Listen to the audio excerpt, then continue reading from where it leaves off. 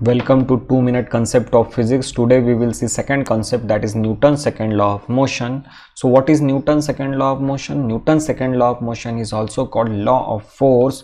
So we will see the statement. The statement is the rate of change of linear momentum is proportional to the impressed force. Impressed force means unbalanced force. If we see its mathematical form can be given as F is equal to dp by dt. P is linear momentum. The rate of change of linear momentum is equal to the unbalanced force. Okay, now we will see another form of Newton's second law. We know that linear momentum is nothing but mass into velocity. If we take the time derivative on both sides, dp by dt is equal to ddt of m into v. If we apply the product rule of derivative, we will get m dv by dt plus v dm by dt, but m is constant, mass is constant, so its derivative with respect to time t is 0. We will get f is equal to m dv by dt.